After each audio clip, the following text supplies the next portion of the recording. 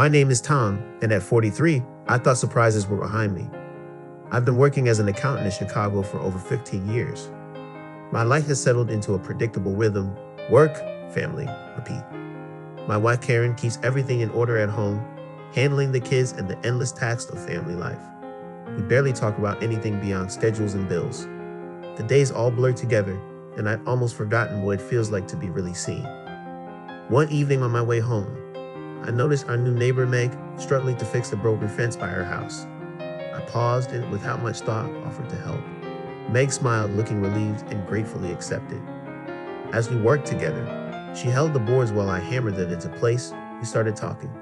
She was engaging and bright, with a quiet charm that surprised me. Meg told me she'd recently moved here from out of state and was hoping to start fresh. I listened, nodding, unsure of what to say, because I hadn't had a real conversation outside of family or work in so long. Somehow her words brought back a sense of connection I'd forgotten existed. Once we were done with the fence, she turned to me with a warm, grateful look. "Thank you, Tom. I wouldn't have managed this without you." Her voice was soft, carrying a hint of nostalgia, and for a moment I felt the spark of something I couldn't quite place. I stepped back, trying to shake off the unexpected feeling, but I noticed a slight smile tugging at the corner of her mouth, like she understood what I couldn't put into words. As I walked back home, I tried to brush off the memory of that moment, telling myself it was just an innocent conversation with a neighbor. But I kept finding myself thinking about it, replaying her words per laugh at the way she looked at me as if I was more than just another face in her new neighborhood. For the first time in years, I felt like someone had noticed me for who I am. That night, I lay awake thinking about Meg. I didn't understand why I couldn't get her out of my head. It was nothing, just a simple exchange of pleasantries, and yet, it left me with a feeling I couldn't ignore. It was as if that brief encounter had shaken something loose, reminding me of a part of myself I left behind long ago. A week had passed since that evening with Meg, but I couldn't get her out of my mind. She was like a gentle breeze that had disrupted the routine of my life, and I wasn't sure how to let it go. One morning on my way to work, I stopped by a cozy cafe around the corner for coffee, hoping the familiar surroundings would ground me. As I walked in, the scent of freshly brewed coffee filled the air. I let out a sigh, feeling the comfort of the moment. Then I spotted her by the window sitting alone, her face softened by the early light. Meg saw me, smiled, and gave a little wave inviting me over. I hesitated, but I couldn't resist. I made my way to her table, and soon enough we were chatting again as if we were old friends. She looked relaxed and at ease, and there was something effortlessly charming about her. She talked about how she was adjusting to life in our neighborhood, slowly settling into her new surroundings. I told her about the mundane rhythm of my work, the hours spent behind the desk, about my kids, things I rarely shared but somehow felt right to talk about with her. She listened with genuine interest, her questions thoughtful and her laughter genuine. We talked about movies, books, and places we both wanted to see. At one point, she leaned forward slightly, her voice dropping as she said, "You know, Tom, you're a really interesting person. I don't think I've met anyone like you in a while." Those words stirred something inside me, a long-buried sense of confidence. I found myself leaning closer, drawn in by her warm gaze. Our eyes met, and suddenly it was as if we were the only people in that bustling cafe. Everything around us seemed to fade, the quiet conversations, the clinking cups, the busy hum of city life. I don't remember deciding to lean in, but in that moment I felt a pull that was impossible to ignore. I moved closer, and she didn't pull back. Our lips met for a brief, gentle kiss, a moment filled with honesty and simplicity, rare and unspoken. It wasn't just a kiss, it was something more, something that said everything we couldn't put into words. When we pulled away, she looked at me with a quiet smile, her expression a mix of surprise and understanding. We sat in silence for a few moments, neither of us needing to speak, each lost in our own thoughts. Then she glanced at her watch, breaking the spell, and we said our goodbyes with no plans to meet again. Walking out of that cafe, I felt like I carried something new with me, an unspoken connection that was both thrilling and confusing.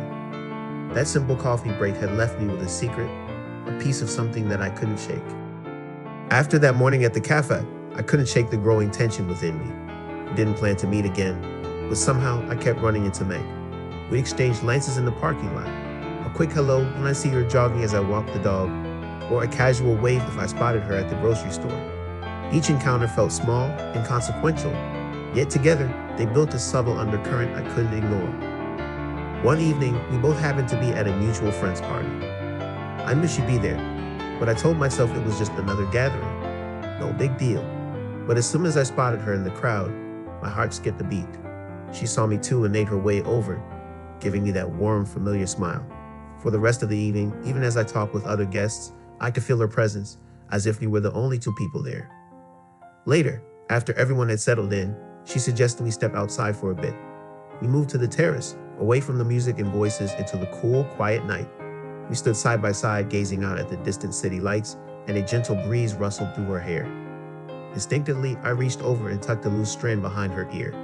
She looked at me, her expression soft and open, and I knew in that instant that I couldn't keep pretending this was nothing. "Tom," she said quietly, "it feels like I understand you in a way I can't explain." I nodded, at a loss for words. Her gaze held mine, and I could sense we were on the edge of something we both tried to deny. It was a line we both known existed, but suddenly it didn't matter. Slowly, I leaned in, and she didn't pull away. Our lips met, but this time the kiss wasn't fleeting. It was deep and full of meaning, carrying all the emotions we held back. As we pulled away, I knew we just crossed into territory we couldn't ignore. She looked at me with a blend of surprise and understanding, as if she too felt the weight of that moment. We stood in silence, absorbing what had just happened, an unspoken bond now tangible between us. When we went back inside, it seemed like nothing had changed. The party went on as usual, people laughed and talked around us. But I knew that for me, everything had shifted. I was carrying something that couldn't be undone, a feeling that left me both exhilarated and conflicted. After that night at the party, I felt a constant undercurrent of anxiety. Every day became a tug of war between conflicting emotions. I was weighed down by guilt, aware that Karen, my wife, suspected nothing yet could still sense something was off. Meg was like a haunting presence, a reminder of feelings I tried to forget. But every time I looked at my family, I knew I was standing on the edge of a choice I couldn't take back. I needed to make a decision before our glances and brief encounters turned into something beyond my control. One quiet evening after the kids were asleep, Karen and I sat together in the living room. She was reading, but as soon as I walked in, she looked up, concern in her eyes. Putting her book down, she asked softly, "Tom, is something wrong? You seem distant lately." The worry in her voice was enough to break through my defenses. I took a deep breath, sat beside her, and began to explain. Not every detail, but enough for her to understand that I'd been struggling. I admitted that I'd been feeling lost, trapped in routine, and disconnected. I didn't tell her everything about Meg not wanting to hurt her more than necessary, but I confessed to searching for comfort in places I shouldn't have. Karen listened quietly, her expression shifting from confusion to understanding. When I finished, she reached over, took my hand, and held it tightly. Her voice was gentle as she said, "Tom, I know we drifted apart. Life's been wearing us down, hasn't it? But if you're willing to work on this, then I am too." In that moment, relief flooded over me. We both knew this was a chance to rebuild what we let slip away. The next day, Karen suggested that we try counseling together, and I agreed, feeling like it was the first right step I'd taken in months. We started spending more time together, going on weekend outings with the kids, having quiet evenings just the two of us, and for the first time in years, I felt a spark of connection coming back. Gradually, my thoughts of Meg began to fade. She had been an escape, a reflection of my own doubts, but I realized that what I truly needed was to be honest with myself and reconnect with the people who mattered most. One evening, Karen and I sat on our porch, watching the city lights flicker in the distance.